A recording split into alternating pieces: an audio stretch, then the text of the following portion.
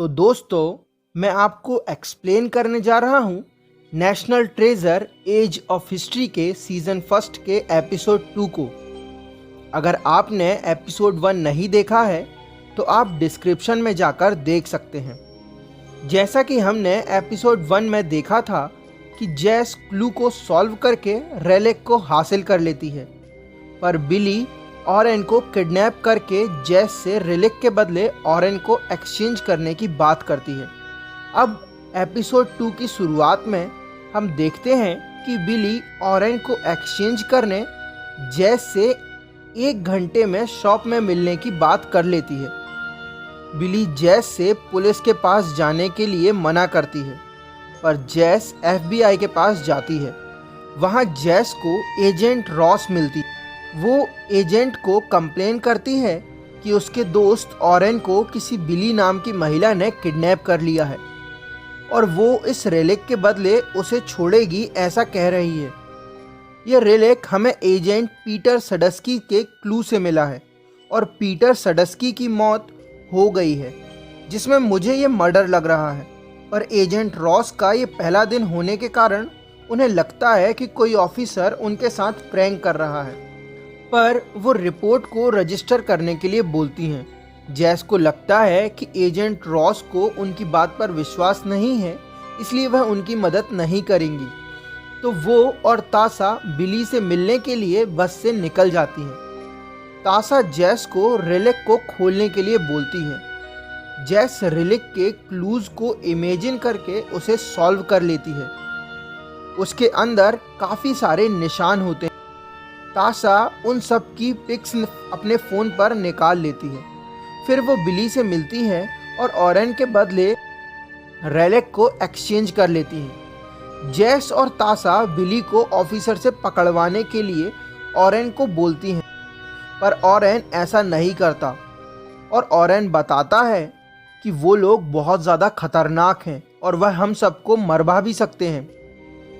Peter की मौत के बाद वकील लाइम और उसकी माँ को बतलाती है कि पीटर ने ये घर और उसकी सारी प्रॉपर्टी लाइम के नाम कर दी है, जिससे लाइम को शॉक लगता है। जैस घर पहुंचकर ऑरेन को रेलिक के बारे में बतलाती है, तो ऑरेन उनका साथ देने के लिए तैयार हो जाता है, जिससे जैस बहुत खुश होती है। जैस को आगे के क्लू खोजने के लिए पीटर के ऑफिस रूम में जाना पड़ता है और वहां जाकर वह सब चीज़ों को देखती है।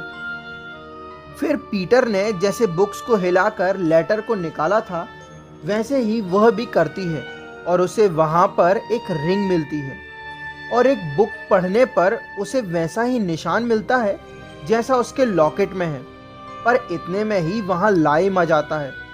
लाइम को लगता है कि जैस उसका पीछा कर रही है और वह यह भी बतलाता है कि पीटर ने यह घर उसके नाम कर दिया है। जैस उसे बतलाती है कि उसने उस फोटो को डिकोड करके एक रेलिक हासिल कर लिया है और उस रेलिक में ये सिंबल्स मिले हैं। यह सब वो लाइम को दिखलाती है, लेकिन इन सिंबल्स का क्या करना है, इसी की तलाश के लिए वो यहाँ पर आई है। पर लाइम कहता है कि ये ट्रेजर वगैरह सब बकवास है, इसने कईयों की जान ले ली है और ट्रेजर हंट करना हमारे लिए भी जानलेवा और ख़तरनाक हो सकता है। पर जैस कहती है कि मेरे लॉकेट पर ऐसा ही निशान है जैसा इस रेलिक पर है और यह लॉकेट मेरे डैड की आखिरी निशानी है, इसलिए वो इस रेलिक को सॉल्व कर ही रहेगी। और लाइम से परमिशन लेकर जिस बुक में उसे लॉकेट जैसा सिंबल मिला था उसे बोरो कर लेती है। फिर हम बिली को देखते हैं जो रेलिक को स्कैन कर पता लगाती है कि उस रेलिक के अंदर क्या है और वह यह भी जान लेती है कि जैस ने उसे खोलकर देख लिया है। तो वह अपने आदमियों को जैस पर नज़र रखने के लिए बोलती है। जैस को उसका बॉस निकाल देता है। दूसरी तरफ हम लाइम को देखते हैं जिसकी मॉम उसके डैड के बारे में बतलाती हैं। तो लाइम को लगता है कि उसकी माँ उसको और उसके डैड को फेलियर समझती हैं। फिर लाइम बार में गाना गाने के लिए चला जाता है। जैस भी उसी बार में काम की तलाश में आती है, पर बार का ओनर उसे कोई काम नहीं है क्योंकि वह ट्रेनिंग नहीं करवा सकता है, ऐसा बोलता है। पर जब जेस बिना पूछे उसे बतलाती है कि यहाँ बैठे लोगों को किस चीज़ की ज़रूरत है, तब उसका ओनर उससे इम्प्रेस होकर उसे जॉब पर रख लेता है और कहता है कि अगर तुम आज से ही काम करना चाहो तो कर सकती हो। लाइम के गाना गा लेने के बाद ओनर उसे कल से ना आने के लिए कहता है। जब लाइम जेस को उसी बार में देखता है तो वो उससे बात कर कर बतलाता है कि उसके कुछ मिला है जो तुम्हारे काम आ सकता है। लोग उसे और उसके डैड को पागल समझते हैं, पर वो सबको रॉन्ग प्रूव करना चाहता है। उसके डैड ने जो शुरू किया था वह उसे एंड करना चाहता है। जेस, तुम्हारे डैड ने भी ट्रेजर की शुरुआत की थी पर उसे एंड नहीं कर पाए, तो क्या तुम उसे एंड करना नहीं चाहती हो? हम दोनों वही करना चाहते हैं। वह दोनों मिलकर पीटर के ऑफिस रूम में जाते हैं। वहाँ पर बुक्स हिलाने पर एक सीक्रेट रूम खुल जाता है जहाँ जेस को उसी ट्रेजर से जुड़ी बहुत सारी इन्फॉर्मेशन मिलती है। जेस लाइम से पूछती है कि ये सब डॉक्यूमेंट कहाँ से आए हैं, तो लाइम बतलाता है कि उसके डैड ने यह सब डॉक्यूमेंट अनपब्लिश्ड पेपर जो मैक्सिको से कुछ दशकों पहले पब्लिश हुए थे वहाँ से कलेक्ट कर कर रख लिए थे।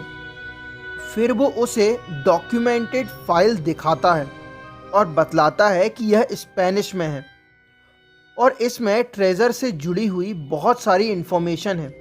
पर जेस जब उसके ऑथर को देखती है तो जेस को बहुत अजीब लगता है, क्योंकि वह ऑथर कोई और नहीं उसकी माँ ही होती हैं।